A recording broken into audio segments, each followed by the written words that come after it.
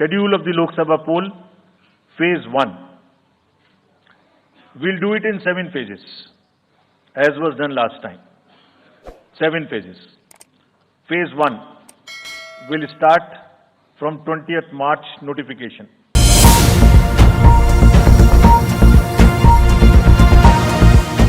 लोकसभा चुनाव के लिए तारीखों का ऐलान। चुनाव आयोग ने किया तारीखों का ऐलान। 7 चरणों में होगा लोकसभा चुनाव। 4 जून को नतीजे का दिन, 19 अप्रैल से 1 जून तक वोटिंग। लोकतंत्र के महापर्व की रणभेरी बज गई है। चुनाव आयोग ने लोकसभा चुनाव की तारीखों का ऐलान कर दिया है। पूरा चुनाव 7 फेज में होगा। पहले चरण की वोटिंग 19 अप्रैल को होगी।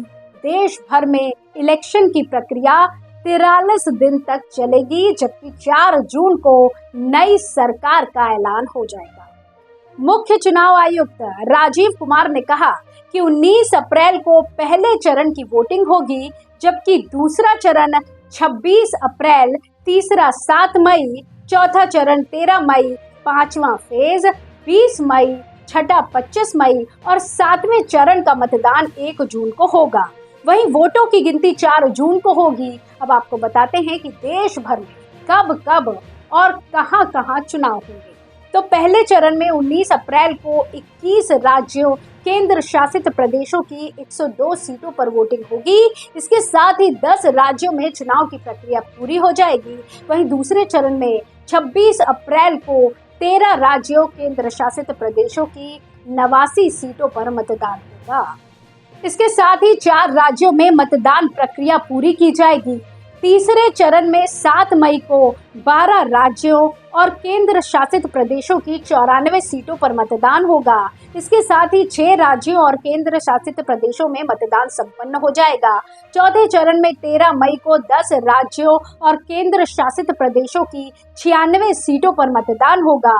इसके साथ ही 3 राज्यों और केंद्र शासित प्रदेशों में मतदान पूरा हो जाएगा। 5वें चरण में 20 मई को 8 राज्यों और केंद्र शासित प्रदेशों की 39 सीटों पर वोटिंग होगी। इसके साथ ही 3 और राज्यों, केंद्र शासित प्रदेशों में मतदान संपन्न हो जाएंगे। राजीव कुमार ने 2 नए चुनाव आयुक्तों ज्ञानेश कुमार और सुखबीर सिंह संधू की मौजूदगी में कहा कि 26 विधानसभा क्षेत्रों के लिए उपचुनाव भी होंगे। वहीं देश के 3 राज्य बिहार, पश्चिम बंगाल और उत्तर प्रदेश में सभी 7 चरणों में मतदान होगा। वहीं सुरक्षा व्यवस्था की बात करें तो मुख्य चुनाव आयुक्त राजीव कुमार ने कहा कि लोकसभा चुनाव और 4 राज्यों के विधानसभा चुनावों में राज्य पुलिस बलों के साथ 3.5 लाख केंद्रीय सशस्त्र पुलिस बल की तैनाती होगी। राजनीतिक रूप से अस्थिर पश्चिम बंगाल में सीएपीएफ के सबसे ज्यादा 92,000 कर्मियों को तैनात किया जाएगा। बंगाल में 7 चरणों में चुनाव होंगे। इसके बाद आतंकवाद प्रभावित जम्मू और कश्मीर में 63,500 कर्मियों को तैनात किया जाएगा। वहां 5 चरणों में मतदान होगा। नक्सल प्रभावित छत्तीसगढ़ में 36,000 जवान तैनात किए जाएंगे, जहां 3 चरणों में मतदान होगा। यानी लोकतंत्र के महापर्व के लिए तारीखों का ऐलान हो गया है। इसके साथ ही आचार संहिता भी लग गई है।